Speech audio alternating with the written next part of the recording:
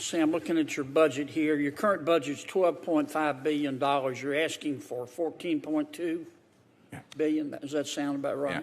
That's a 14% increase. You want an extra $1.7 billion.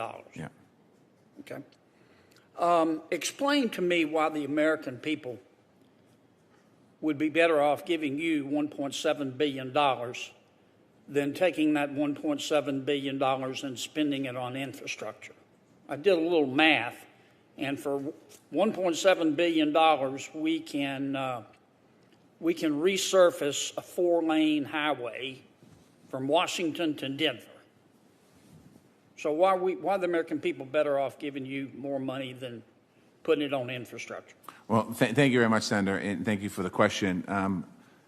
It's a great question, and I think the way I would think about it is the $1.7 billion increase to the budget, my budget, is an investment in infrastructure as well. It's an infrastructure. What? I'm sorry? Infrastructure investment as well. It's an infrastructure investment in the American worker in this country. It's an opportunity for us to look at, as I think about the Department of Labor. Well, do you believe excuse me for interrupting, I'm sorry, Mr. Secretary, we don't have much time. Do you believe that every expenditure by the federal government is an investment? What's the difference between an investment and an expenditure? An investment is an investment in the future of workers. An expenditure is an expenditure in building a bridge. Okay. Well, if you have a union background, which I respect and admire, if we took $1.7 billion that you say you need more to run your department, and we spent that on infrastructure, that's going to create a lot of union jobs, isn't it? It's going to create a lot of jobs, but we're also not going to be able to educate the workforce that needs those new jobs that are going to be created off of that infrastructure investment of new bridges. But they're already educated. The people building the roads are already educated. They're good at what they do.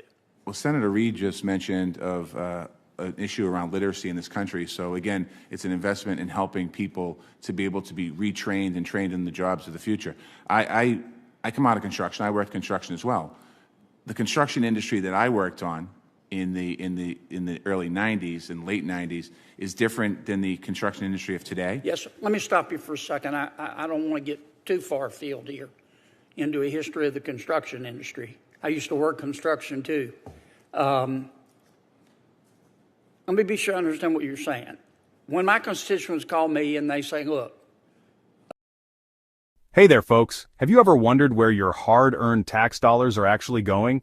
Are they building the roads you drive on or funding something you didn't even know existed? Today, we're breaking down a fascinating and fiery exchange from a recent Senate hearing that dives right into this very topic. So, grab your coffee and let's get started. When my constituents call me and they say, look, you're being asked to raise taxes to pay for infrastructure. Why, instead of putting $1.7 billion in extra taxes on us, why'd you give $1.7 billion to the Department of Labor? Why didn't you use that for infrastructure? Am I just supposed to say because the Department of Labor says they're going to make an investment?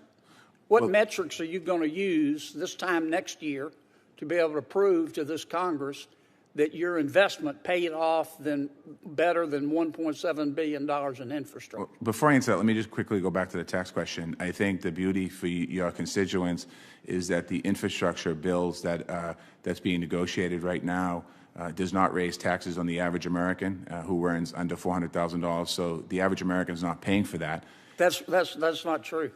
Okay, well, that's not why I'm here today. We just have to agree to disagree. Let me move on because I've got 1 minute left and I like to stay within my time. Does your agency conduct surveys? As far as employee surveys? Any surveys? We do, yes. Okay. Do you pay people? Pay the people to do the surveys? No, to take the survey. I actually don't know the answer to that. Well, here's what I'm asking. I'm not. I don't know. I don't know the answer to that. I need your help finding something out. One of my constituents got this in the mail. It's a letter. I know it's not under your jurisdiction, from the Census Bureau, and they asked him to fill out a form on children's health. And he opened it up, and look what fell out: a $5 bill. And there's no reference in the letter to the $5 in cash he got from the federal government. What's this all about? I have no idea.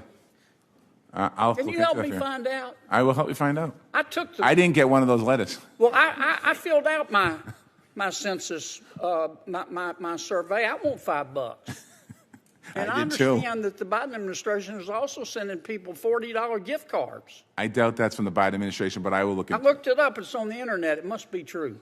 As taxpayers, we have the right to ask tough questions and demand clear answers. What do you think? Should the government prioritize infrastructure, workforce training, or something else entirely? Let me know in the comments below. Don't forget to like, share, and subscribe for more breakdowns of the issues that impact you. Until next time, stay curious and stay informed.